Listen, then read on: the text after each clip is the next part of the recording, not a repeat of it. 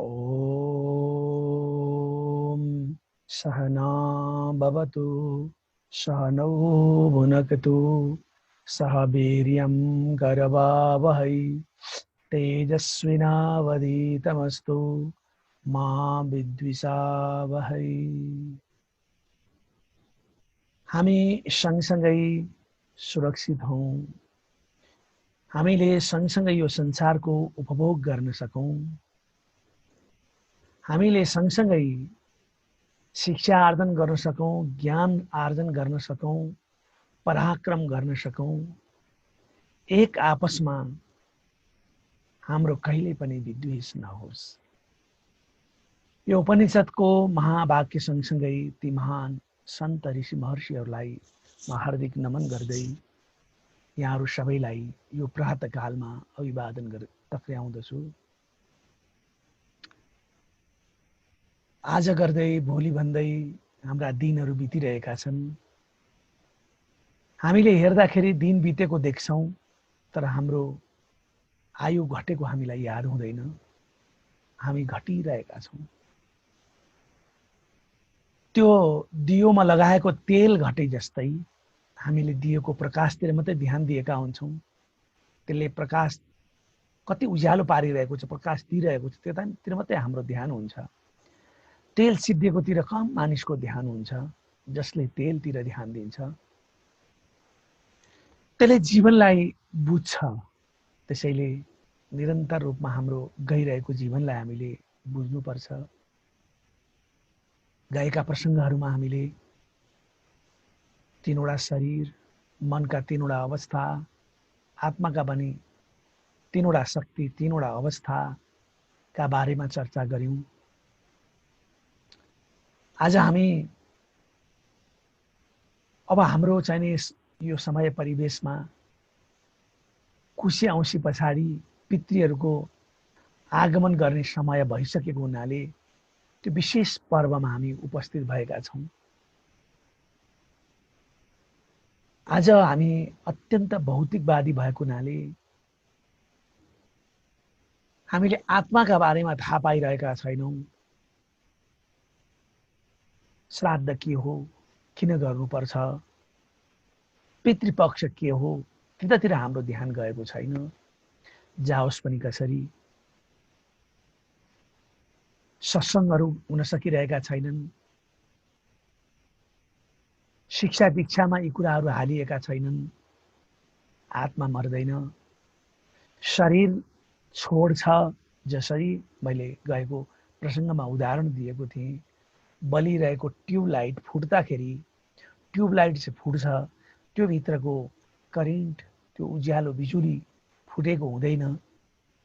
फेरि अर्को बल्ब राखेपछि, अर्को ट्युबलाइट राखेपछि फेरि त्यो बले जस्तै अर्को शरीरमा प्रवेश गरेपछि यो हाम्रो आत्मा फेरि क्रियाशील हुन्छ भन्ने कुरा हामीलाई अनुभव भएको छैन। त्यो अनुभव हुने कुरा हो, बुझाउने बित्तिकै बुझिहाल्ने कुरा पनि होइन। यो कुरा नबुझ्दाखेरि हामीलाई श्राद्धको विषयमा, यो श्राद्ध किन गरिन्छ भन्ने विषयमा त्यति ठुलो चाहिँ दिलचस्पी गइरहेको हुँदैन, दिमाग लागिरहेको हुँदैन। शास्त्रहरूले त भन्छन्, श्राद्धात् परतरं नान्यत् श्रेयस्करम् उदारितम्। यो संसारमा श्राद्ध भन्दा ठुलो अर्को श्रेयस्कर कुरा छैन है। त्यसैले सर्व प्रयत्नेन, हरेक तरहको प्रयास र प्रयत्नबाट यो श्राद्ध नछुटाउनु यो मानवले मात्र गर्न सक्ने कुरा हो।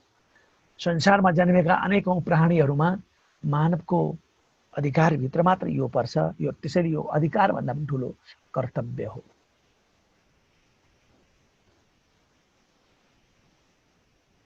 कता कता जिउँदो हुँदा खान नदिनेले किन पिण्ड दिनु जस्ता कुराहरू पनि उठ्छन्। तर हामीले के बुझ्नुपर्छ भने यो शरीरका लागि भाँडामा पकाएको खाना, भात, सब्जी, दाल, त्यसको प्रयोग हुन्छ।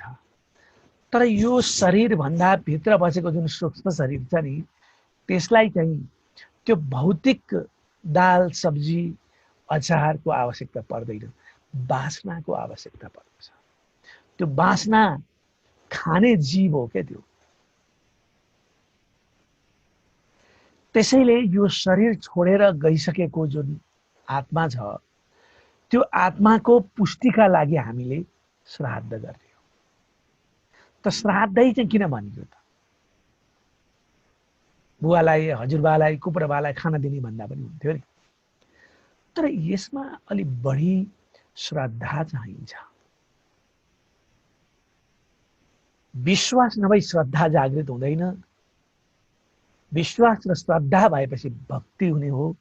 त्यो भक्तिभावपूर्वक श्रद्धाले गरिने यो कर्म भएको हुनाले यसलाई श्राद्ध भनिएको। श्रद्धया पितॄन् उद्देश्य विधिना उद्देश्य क्रियते यत् कर्म तत् श्राद्धम। अर्थात श्रद्धया पितृ उद्देश्य विधिना क्रियते यत् कर्म तत् श्राद्धम। पितृलाई उद्देश्य गरेर विधिपूर्वक श्रद्धाले जुन कर्म गरिन्छ त्यसैको नाम श्राद्ध हो भनेर शास्त्रले खुलमखुला हामीलाई बताएका छन्। श्रद्धार्थम इदम श्राद्धम। श्रद्धा अर्थ दिनकै लागि यसलाई श्राद्ध भनिएको हो। त्यसैले धेरै संस्कृतहरूमा श्रद्धया इदम श्राद्धम भनिन्छ। श्रद्धाको नाम नै श्राद्ध हो भनिन्छ। श्रद्धा हेतुत्वात् श्राद्धम। श्रद्धाको कारण भएकैले श्राद्ध भनेको। यसलाई कति बुझाउँ? त्यसैले यो श्राद्ध शरीर छुटेका तर मुक्त नभएका, मुक्त भएकालाई श्राद्धको आवश्यकता छैन। पिण्ड दिइरहनु पनि पर्दैन। त्यसैले सन्यासीलाई हामी श्राद्ध गर्दैनौँ। सन्यासीका लागि हामी पिण्ड पनि दिँदैनौँ। सम्पूर्ण संसारको बन्धनबाट फुक्का भएको हुनाले। तर जीव चाहिँ संसारबाट मुक्त भएको हुँदैन। भोग, तिर्खा, ईर्ष्या, द्वेष, दम्भहरू त्यो त्यसैभित्र बसेको हुनाले उसलाई भोगहरू रहिरहने भएको हुनाले हामीले श्रद्धापूर्वक उसको मृत्यु भएको दिनमा र 16 श्राद्धमा हामी श्राद्ध गर्छौँ। वास्तवमा 16 श्राद्धमा गरिएको, अब हामीले धेरै पूर्वजहरूका कुरा सुन्दाखेरि जसरी हामी बिहान र बेलुकाको भोजन गर्छौँ शरीरको रक्षाको लागि, त्यसरी नै जब आत्मा बाहिर निस्किसकेपछि काम गर्ने क्रियामय यो जुन शरीर छ नि, त्यो शरीर त छुट्छ। त्यसैले उसले केही गरेको हुँदैन। उसले गरेको सत्कर्मको फल त उसले भोग्ने हो। तर आफन्त आफ्ना सन्ततिहरूले दिएको कुराबाट मात्रै ऊ पूर्ण हुने भएको हुनाले, उसले भोजन गर्न सक्ने भएको हुनाले यो चाहिँ दुईवटा श्राद्ध हामी गर्छौँ विशेष रूपमा। एउटा पार्वण भन्छौँ, महालय, यो 16 श्राद्धमा गरिने श्राद्ध। एउटा एकोद्दिष्ट, एकजनालाई मात्रै उद्देश्य गरेर, मृत्यु जसको भएको हो, पिता हजुरबा कसको गर्दैछौँ हामी श्राद्ध, त्यसलाई एकोद्दिष्ट भनिन्छ। त यो महालयमा गरेको जुन श्राद्ध छ, त्यो श्राद्धमा दिएको जुन तर्पण पिण्ड छ नि, त्यो बिहानको भोजन हुन्छ पितृहरूको। त्यसपछि एकोद्दिष्टमा दिएको तर्पण पिण्ड सिधाहरू चाहिँ बेलुकाको भोजन हुन्छ भन्ने शास्त्रहरू अथवा हाम्रा अग्रजहरू आप्तवचनहरूले हामीलाई बुझाएका छन्। पाति रक्षति इति पितृ। त्यो पितृ भनेको के हो भने हाम्रो रक्षा गर्नेवाला। एकपटक तपाईँ विचार गर्नुहोस् त, तपाईँ को? तपाईँ गौड गरेर सोच्नुहोस्। हिजो र अस्ति भनेका प्रसङ्गहरूले त हामीलाई म आत्मा हुँ भन्ने कुरा हामीलाई बुझाएको छ। तर म आत्मा भएपछि त म मुक्त हुन्छु नि, जीवमै छु नि त। त्यसैले यो जीवलाई जन्म दिने बीजको काम गर्ने चाहिँ पिता हुन् के। पिता र माताका दुईटा कोष मिलेपछि हाम्रो शरीर बन्छ। त्यसैले म भनेको आमा र बुबाको संयुक्त रूप। त्यसैले हाम्रो यो शरीरको आधा भाग छ नि, फरक छ।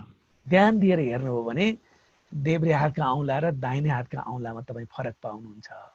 यो नाकदेखि दाहिनेपट्टिको र देब्रेपट्टिको जुन हाम्रो जुन बनोट छ नि, त्यसलाई हेर्नु हो भने केही न केही तपाईँले भिन्नता पाउनुहुन्छ। अर्धनारी हुनुहुन्छ तपाईँ। किन अर्धनारी हुनुभएको भने तपाईँमा आमा र बुबा समाहित हुनुहुन्छ। त्यसैले आमा क्षेत्र हो, पिता बिउ हो, त्यसबाट उम्रिएको बिरुवा तपाईँ हो। त्यसैले तपाईँ र बुवा आमामा केही फरक छैन। त्यही भएको हुनाले तपाईँले दिएको चिज बुवाले पाउनुहुन्छ भनेको हो लाग्दैन। त्यसैले तपाईँ आमा र बुबाको संयुक्त रूप भएको हुनाले त्यसैको पुनर्जन्म। श्रीमतीलाई किन जाया भनेको? श्रीमतीलाई जाया भनेको के हो भने श्रीमतीको गर्भमा प्रवेश गरेर फेरि जन्मिने भएको हुनाले। को जन्मिन्छ? आफै जन्मिने त हो। बिउ त बुवा नै हो, आफै जन्मिन्छ। त्यसैले हाम्रो कर्तव्य के हो भन्दा हामीसँग चेतना छ, हामीसँग बुद्धि छ, हामीसँग विवेक छ।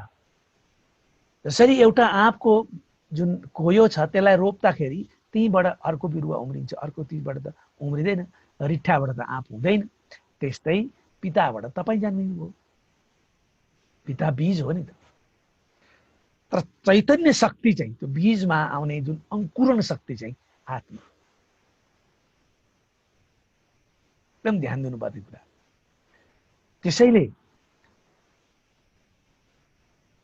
त्यही पितृहरूको माध्यमबाट हाम्रो जीवन चल्छ। सन्तान र धन सम्पत्ति हामी पितृबाट प्राप्त।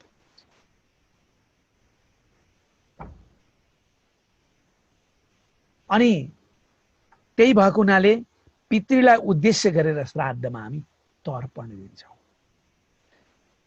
त्रिप ल्युट तर्पण, ल्युट प्रत्यय लगाएपछि तर्पण हुन्छ।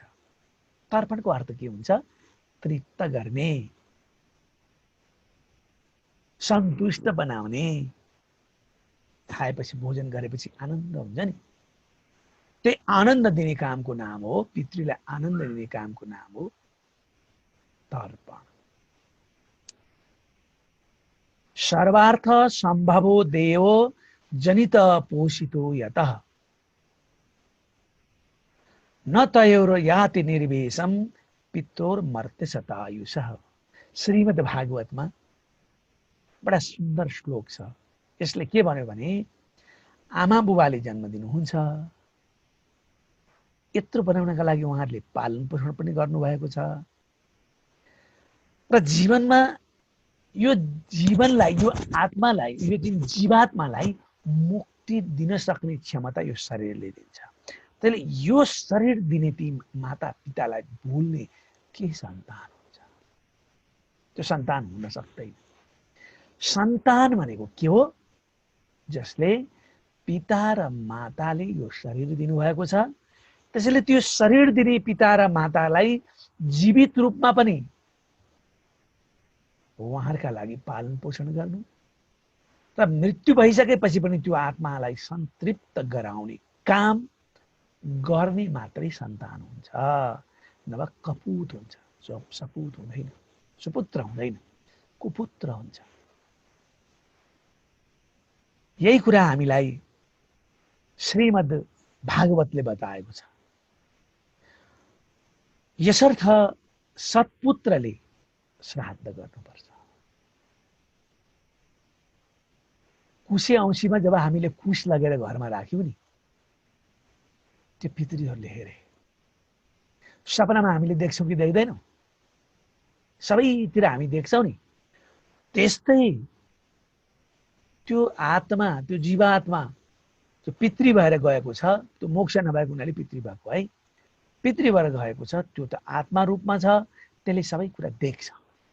हेर छ, अब मेरो बिहानको भोजन गर्ने बेला भयो है भनेर महालय यो पार्वण श्राद्धमा ऊ आफ्नो घरमा सन्तानले गरेको कर्म स्वीकार गर्न आउँदैछ।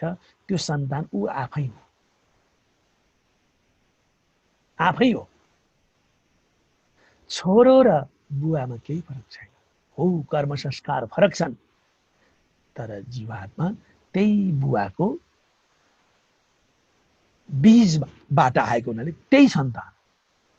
आत्मा भई जायते पुत्र, छोरो भनेको आफू नै हो।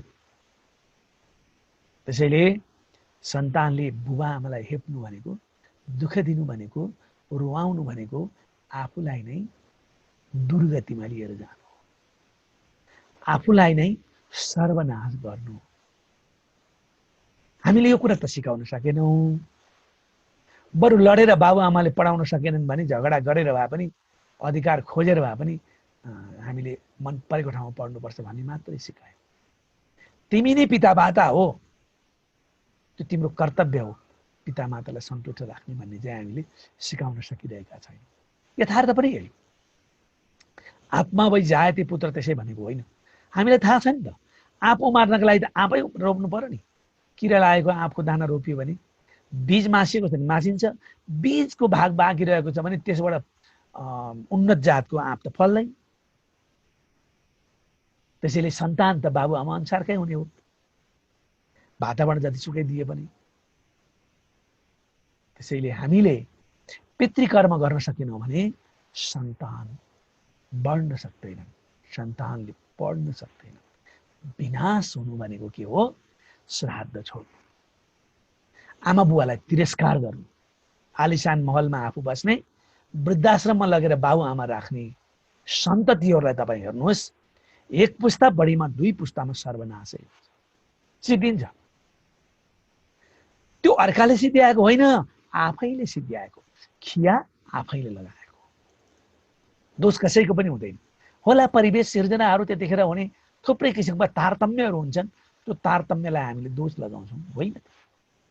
पितृकर्म नगर्दाखेरि हुने हानि हो, नोक्सान हो। धन सम्पत्ति र सन्तान योग्य चाहनेले पितृकर्म गर्नुपर्छ। पितृहरू जीवित हुन्छन्, याद गर्नु। जब एकोत्तिष्ठ श्राद्ध गर्छौ नि, त्यो एकोत्तिष्ठ श्राद्ध गर्ने अघिल्लो रात नै पितृहरू तपाईँको घरमा आएर ढोकामा उभिएका हुन्छन्, ढोकाबाट भित्र प्रवेश गर्न सक्दैन। विधिपूर्वक लानुपर्छ श्राद्ध गर्नेले। आँखाले देख्दैन भन्दैमा हुँदैनन् भन्ने कुरा बेकार हो।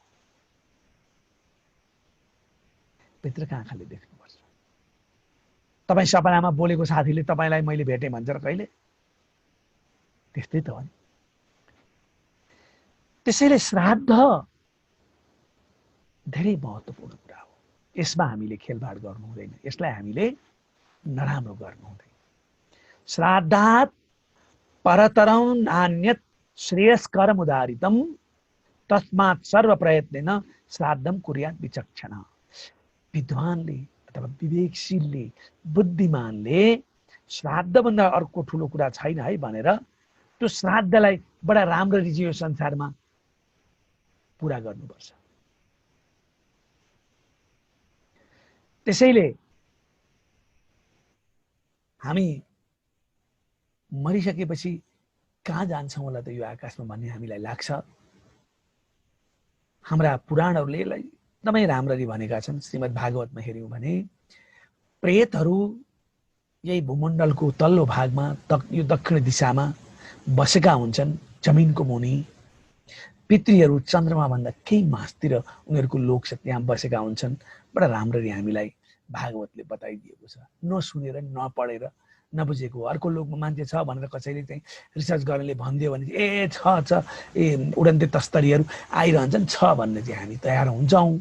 तर हाम्रा शास्त्रले भनेका कुरा ठिक हुन् कि होइनन् भनेर हामीले गहन रूपमा छलफल चाहिँ गर्दैनौँ। ती अरू चिज होइनन् नि त, तिनै हुन् जीवात्माहरू। त्यसैले श्राद्ध धेरै प्रकारका छन् त। मैले यो आज 16 श्राद्धको प्रकरण आएको हुनाले श्राद्धलाई अलिकति विश्लेषण गर्न खोजेको मात्रै हुँ। अहन्यानि नित्यम स्यात् कतिपय विज्ञहरूले त दिनदिनै पनि श्राद्ध गरिरहेका हुन्छन्। त्यो दिनदिनै गरिने श्राद्धलाई हामी नित्य श्राद्ध भन्छौँ। त्यस्तै एउटा काम्य र नैमित्तिक छ। एउटालाई मात्र उद्देश्य गरियो भने नैमित्तिक भयो। निमित्त भनेको एउटा निमित्त मानेर गरिने श्राद्ध र कामना विशेषले गरिने श्राद्ध काम्य श्राद्ध हुन्छ।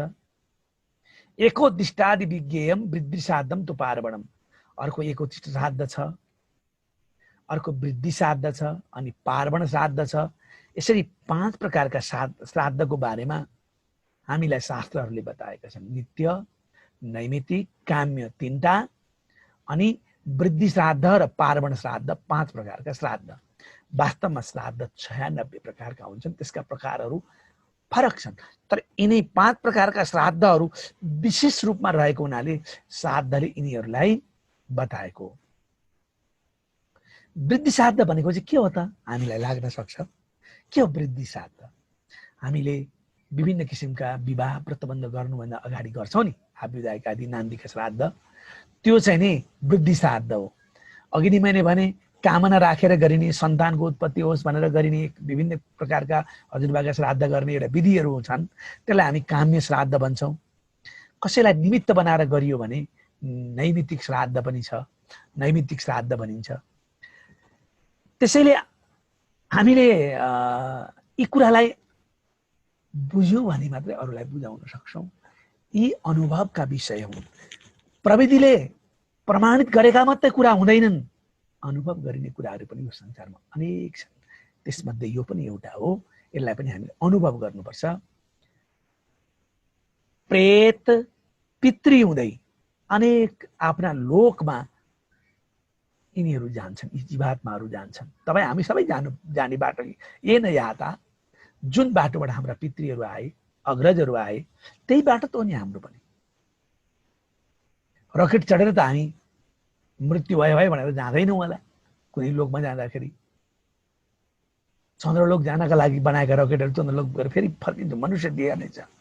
तर जब ती पितृलोक प्रेत लोक गइन्छ, त्यो यो शरीर छोडेपछि मात्रै गइन्छ। तर त्यहाँ जीवात्मा बाँकी रहेको हुन्छ। जसले सत्कर्म गर्छ त्यो सत्वगुण भएको व्यक्ति स्वर्ग आदिमा उसले बास बसिसकेपछि अथवा पितृलोकमा बसिसकेपछि ऊ देव योनिमा जन्म लिन पुग्छ। रजोगुणका अधिक भएका मानिसहरू जब आफ्नो कर्म संस्कारहरू पुरा गर्छन्, कुनै ठाउँमा पुगेर तिनीहरू मनुष्य योनिमा आउँछन्। र तमोगुणीहरू विभिन्न घिस्रेर हिँड्ने, 4 खुट्टे प्राणी भएर जन्मने, हैन, डरलाग्दा योनिमा आउने कामहरू हुन्छ।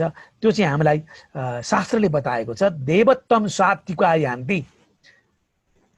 सत्वगुणले युक्त भएका सत्मार्गीहरूको जन्म देव योनिमा हुन्छ। मानुषत्यम च राक्षसा राजसा। रजोगुण भएकाहरू मनुष्य योनिमा आउँछन्। त्यसमा रजोगुण र सत्वगुणको मात्रा चाहिँ मिलेको छ भने त्यो मनुष्यमा पनि उत्तम उत्तम उत्तम उत्तम उत्तम हामी एउटै आँपका पनि कति प्रकारहरू देख्छौँ नि, गुणका कारणबाट। त्यस्तै हुन्छ मनुष्यको पनि। तमसा नित्यमेतेसा। तमोगुण भएकोले चाहिँ तिर्यक योनि, अब 1300 किसिमका योनिमा त्यो जन्म लिन पुग्छ, अनेक योनिमा त्यो जान्छ।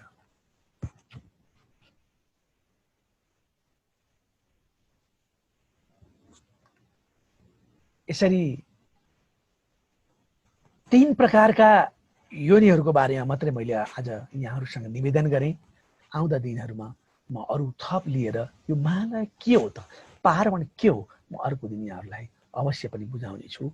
आजलाई सुशान्ति सर्वारिष्ट शान्तिर्भवतु। ओम शान्ति शान्ति शान्ति।